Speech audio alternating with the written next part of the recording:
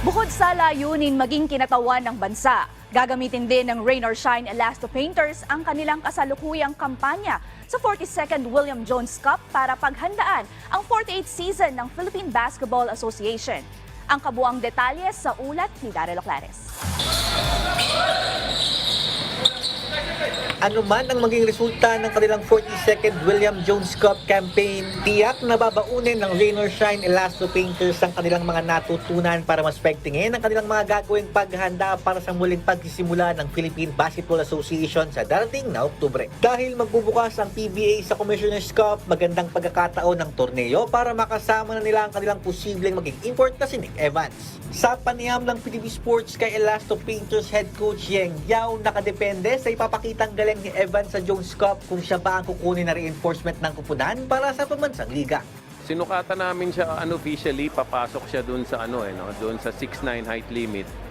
Of course, unofficial pa naman 'yon. Pero magandang gawing basihan itong Jones Cup tournament na to kung siya nga yung tamang import, no. Pagka maganda pinerform niya, bakit hindi? Siya na rin gagamitin namin doon sa October conference natin. Ayon naman kay Team Captain Gabe Norwood, ang makakuha ng panibagong kampyonato ang magiging punteriya ng Ross para sa parating na conference. Lord willing, another championship. It's been a while for our organization. I've been blessed to be a part of the only two, but it'd be nice to get a third. And not just for myself, but for the team, the coaching staff, our management that have done everything they can to put us in a situation to win. That's our way to pay them back.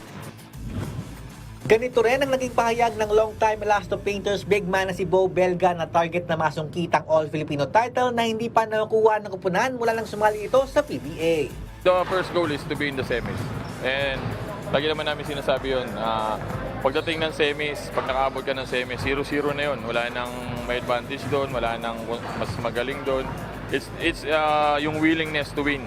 Yun na yung meron sa pagdating ng semis So malay mo, mas makasungkit kami, makapag-finals. Yun naman ang ko Kasi sabi ko nga sa sarili ko, before man lang ako mag-retire, maka-champion pa kahit isa. Lalong-lalo na yung All-Filipino kasi yun yung lacking sa team na to, sa resume ko rin. I have 2 championships and both of them are with imports. And ganun din yung team na to, with imports din. So ang kulang na lang is All-Filipino. Para naman sa veteran guard na si Ray ng Batak, maiging paghahanda ang magiging susi ng Rain or Shine para makapasok sa playoffs at makakuha ng pagkakataon na lumaban para sa kampyonato. Well, we are very excited na sa upcoming PBA season, no.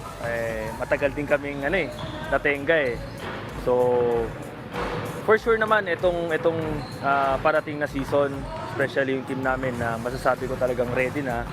For sure bibigyan namin ng magandang laban ng bawat laro namin, and hopefully itong PBA, itong upcoming season na to makapasok ulit kami ng playoffs. So syempre para makapasok kami ng playoffs, kailangan namin paghigiyan.